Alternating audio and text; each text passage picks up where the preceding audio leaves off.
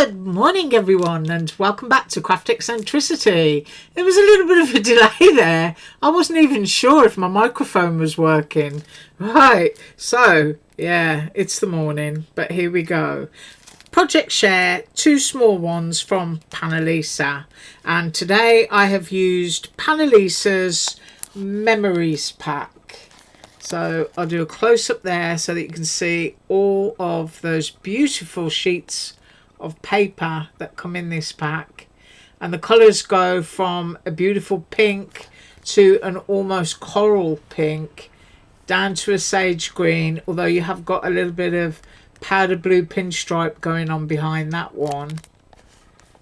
And then you've got that lovely, I don't know what that's called, there's a word for it and it always escapes me. And then you've got that lovely mint green dot. I don't know how close I can get there. There you go. And then you've got the lovely pink, you've got the birdies, you've got the sage green again, and that is the one that I used today. Right, and I also used the scraps to do the second part, because I don't know about you, but I get absolutely mortified if there's a piece of paper that's left over and you know it's so small I can't do anything with it. So today's project is a die that you can do lots with your small bits of paper. Right, so you don't have to have the touch of the vapours. That's what I get. My husband always says to me, why are you hovering over that scrapbook pad? And I'm thinking, oh, I can't put the scissors to it or the guillotine. I just can't. And he'll say, oh, don't be so silly. Just chop it up or I'll do it for you. So, yeah, which is why I use Snap Click Supply now an awful lot. Because any favourite sheets in a pack, I can just keep going back and printing off another one. And if you've never heard of Snap Click Supply, it's the Echo Park digital arm of scrapbook papering. So you'll get like Carter Bella, you get other people as well, like Jenny Bolin. Oh, I'm trying to think who else. Oh, there's Oodles. You'll just have to go and have a look. But I get ever such a lot of paper, and then I store them all on separate USBs. But yeah, I do. Like I said, I use this one today. I'm whittering on, and the scraps I used for tags. Right, to go with all that, I've also used some of my sequins. And they're my sort of like matte flowery ones. I got those in pale pink and white, and then I've got larger ones in pink and white. And I keep my pearls, and my pink crystals are in the bottom as well. And I do love these. So if you find these in Walmart, I think you usually get like 4 for $1, and then you just stack them up. I've got loads of them, and they're like 20 tubes high or something, and I can just keep all my bits and bobs in there without throwing them all around the craft room. So I have used some of those. Put that there. And I have used this gorgeous tag die. And this will fit a regular cutting plate. It is long, and of course I'm going to measure it in a minute, and you'll know how long it is because it will be double whatever's folded in half. And then you get the front and the back. It's got a little pop-up handle on it. And then I've also done the really sweet balloon here. It's got lots of layers with it, and it is an easel card, so you get like all the lovely wavy bits, but I'm going to show you. Right, first of all, I'll do the tag. So I cut 3, and I was able to use some scraps that were on my table, and there you can kind of see the shape layering piece that you get for the front and for the back. Isn't that great? Absolutely love that. Absolutely gorgeous. So as I said, you know, all your little scraps, you don't have to worry about chucking them in the bin when you've got a die like this.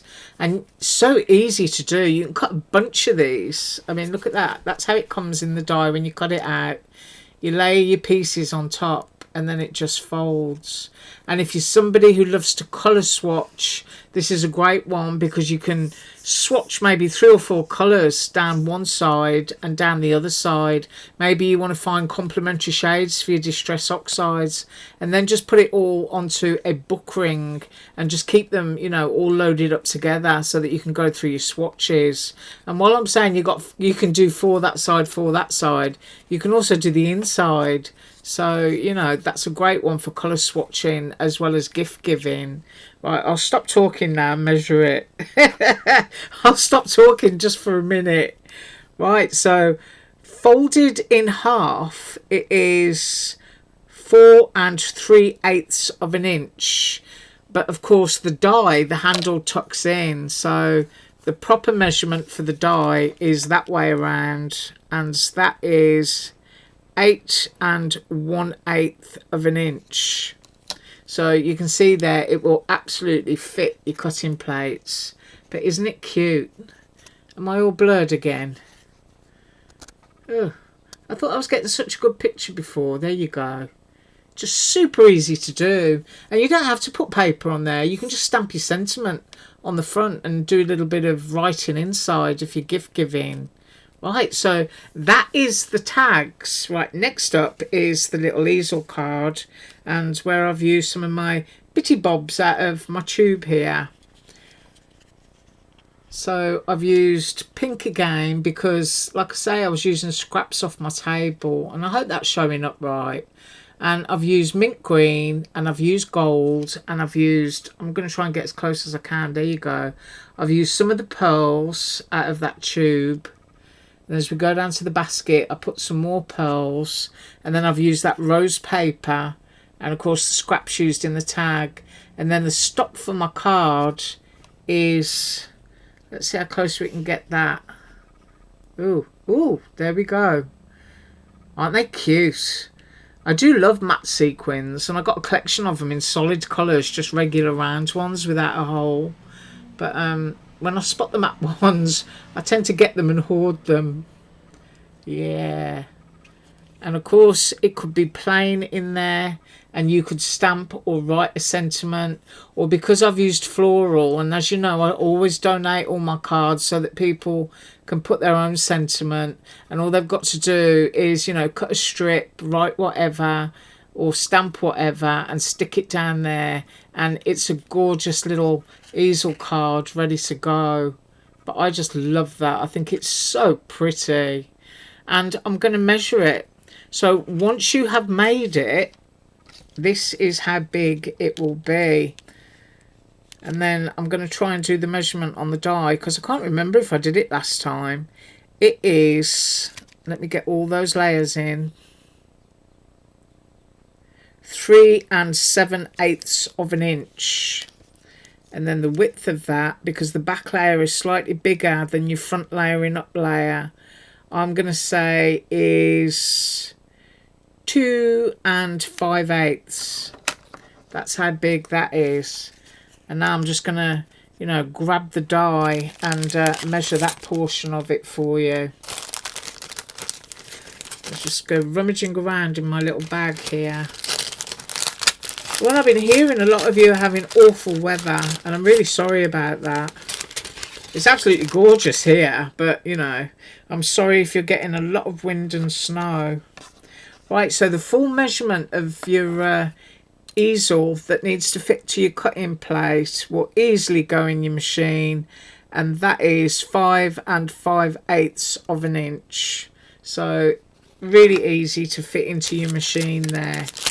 Right, that is what I have for you today, and I do hope you have a wonderful day, and I will be up with more Panalisa tomorrow.